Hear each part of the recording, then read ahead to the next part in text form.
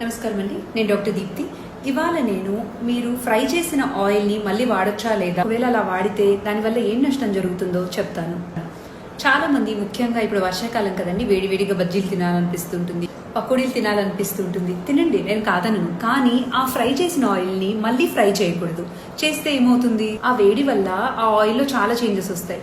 దాంతో acrolein, trans fats, free radicals develop అవుతాయి. దీనివల్ల ఏమవుతుందంటే దీనికి క్యాన్సర్ రిస్క్ ఎక్కువ అవుతుంది, హార్ట్ డిసీజ్ రిస్క్ ఎక్కువ అవుతుంది. ఇది మాత్రమే కాకుండా ఆ ఆయిల్లో ఉండే న్యూట్రిషన్ ఏదైతే ఉందో, పోషకాలు అనేవి తగ్గిపోతాయి, న్యూట్రిషనల్ లాస్ ఉంటుంది అండ్ డైజెషన్ ఇష్యూస్ వస్తాయి. మీరు ఫ్రైయింగ్కి పీనట్ ఆయిల్ అంటే పల్లి నూనె వాడచ్చు, కోకోనట్ ఆయిల్ వాడచ్చు, అండ్ రీఫైన్డ్ ఆయిల్ అంటే రీఫైన్డ్ అవకాడో ఆయిల్ కానీ ఆలివ్ ఆయిల్, ఇవి కొంచెం కాస్ట్లీ.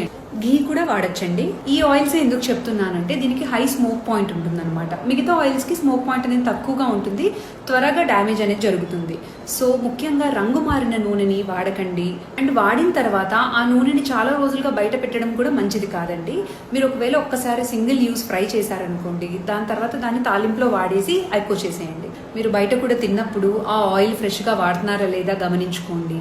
తప్పదు అంటేనే ఫ్రై ఐటమ్స్ వాడండి, లేదు అంటే బేకింగ్, ఇంకా చాలా ఆయిల్ తక్కువ వాడే కుకింగ్ మెథడ్స్ ఏవైతే ఉన్నాయో అవి వాడుకోవడం బెటర్.